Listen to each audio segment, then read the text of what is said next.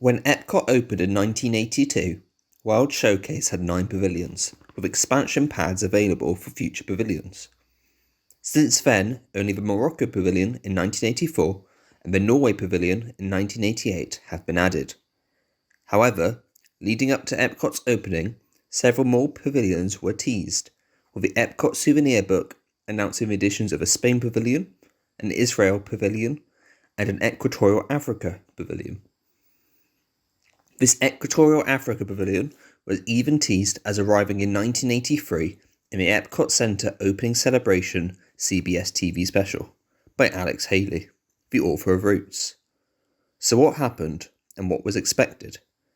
Let's discover the Distory of the Equatorial Africa Pavilion.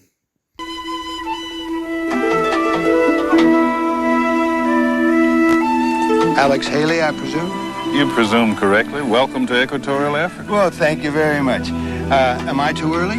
About a year, but it's always nice to see you. I know you've been a consultant to World Showcase since the beginning, so you must have a pretty good notion of what we will all expect to see when the African Pavilion opens.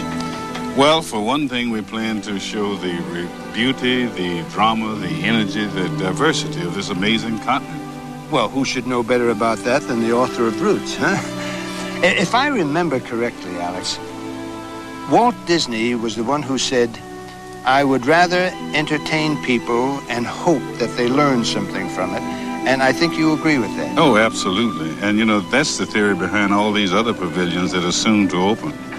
Sir, it was an honor, and I am very, very proud to have talked with you. And I will be seeing you soon. I think I can find my way out myself. You think you won't need a guide? Not this time. Maybe next time. We'll see you in about a year. That reunion never came. So why did Equatorial Africa fail? One reason was that the pavilion struggled to get a sponsor to fund it, with only South Africa opting to fund a portion of the pavilion, but the country's apartheid system causing Disney to disassociate itself from the country. Moreover, political tensions between different African nations made it difficult for the pavilion to properly represent the continent. As a result, the Equatorial Africa Pavilion was put on the chopping block, despite being promised in the Epcot promotional TV special. Despite this, a lot of development for the pavilion was complete, with large portions of the pavilion awaiting construction to begin. The Equatorial Africa Pavilion was to be located between the China and Germany pavilions, with 3 boats placed along the World Showcase Lagoon shore as a placeholder for the future pavilion. Equatorial Africa would have featured a museum-like exhibition showing cultural aspects of different tribes, a restaurant serving African cuisine, and a gift shop. The centerpiece for Equatorial Africa would have been a treehouse, which guests could climb to get a view of animals at a watering hole through a hole in the treehouse. The video footage for the attraction was recorded, which would be framed by real branches, one of which containing an animatronic lemur. Guests were able to encounter more animals in the Sound Safari, where they would walk down a path, triggering various infrared sensors. These sensors would have caused various animal noises and physical effects like a bush rustling to make it appear that the animals were just behind the foliage. Another attraction to be located in the pavilion was the Africa Rediscovered show, hosted by Alex Haley, the author of Roots, to showcase Africa's rich history in an attempt to discourage the primeval jungle stereotypes of the continent. The main attraction of Equatorial Africa would have been the Heartbeat of Africa show, located at the back of the pavilion. The pre-show for the attraction would feature a room where music from traditional African music would play before the host introduced the guests to the different African drums, playing the Heartbeat of Africa. Guests would then be led into the main showroom, where the film would be projected onto a large dome.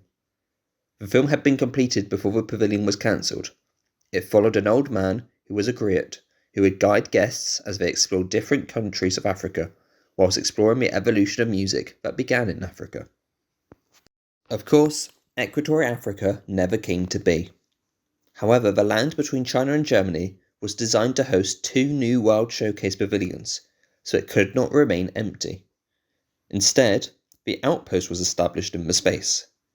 In addition to the canoes on the shores of the lagoon, the semi-pavilion features a seating area, the refreshment cool post, sponsored by Coca-Cola, serving hot dogs and Coke products, the Village Traders gift shop selling African handicrafts and Disney souvenirs, a face painting station, a wood carving stand, and a bead outpost.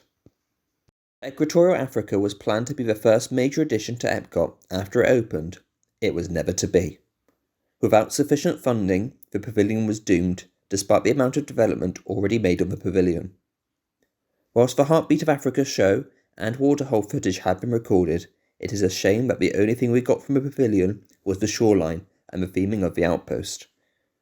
Whilst Africa is now represented within Animal Kingdom, the continent is only represented in the World Showcase by the Morocco Pavilion. Thank you very much for watching. Please like and subscribe and leave a comment down below on what you want to see next on the Distory channel.